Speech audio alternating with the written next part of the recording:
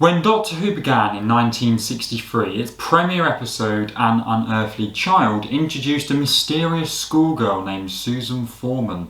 Intrigued by Susan's incredible knowledge in some areas far exceeding other teenagers of the 20th century, two of her school teachers followed her home one night. Bit weird. You're two of my school teachers. What are you doing here? They discovered Susan's home was a scrapyard and her surname had been taken from the sign on the gates. Inside, the teachers met a strange old man called the Doctor, revealed to be Susan's grandfather, and a police telephone box that was bigger on the inside. And this is your grandfather? Yes? Well, why didn't you tell us that? I don't discuss my private life with strangers. Susan's teachers, Ian and Barbara, soon joined the Doctor and Susan to form the very first TARDIS team on Doctor Who. Susan was in many ways Doctor Who's main character in the series' earliest days. She was more accessible and more relatable than the Doctor himself, who was presented as a secretive and sometimes untrustworthy figure. As the Doctor's granddaughter, but also a character who felt at home on Earth in the 1960s, Susan bridged the gap between the sci-fi world of the Doctor and the audience's reality. After accompanying the Doctor, Ian and Barbara throughout Doctor Who's first ever season, Susan then also became the first companion to leave the TARDIS. The second serial of Doctor Who, Season 2 in 1964, The Dalek Invasion of Earth, saw Susan part ways with her grandfather. Her final serial saw her meet and fall in love with David Campbell, a freedom fighter who stood against the Daleks on Earth in the 22nd century. The Doctor locked her out of the TARDIS, recognising her place was now with David.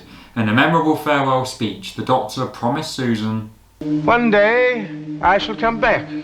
Yes, I shall come back.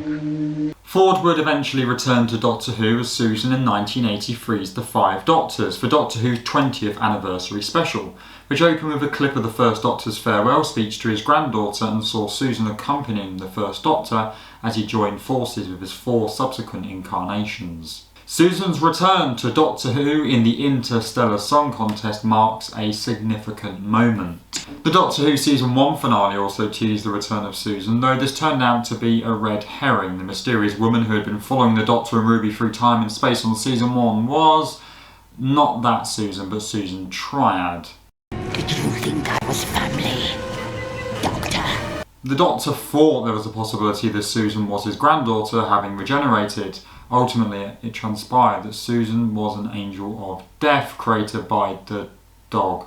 But Doctor Who has been setting up Susan's return since Gatwa's Doctor began his tenure in the TARDIS. The fact that Carol Ann Ford herself has reprised the role, rather than Susan being given an off-screen regeneration, makes her appearance all the more poignant. Ford is the last surviving member of the original Doctor Who cast, and her return would allow her to finally tie up a plot thread Doctor Who has left unresolved for 61 years. So there we go, what do you think? Do you think Susan's going to have a big impact in this finale, or is it just a cameo to please the fans? Let me know your thoughts in the comments. If you're new to the channel and you'd like to subscribe, thank you for everyone helping me to get to 1,000 subscribers, really do appreciate that. And give this video a like, and I'll see you all very, very soon.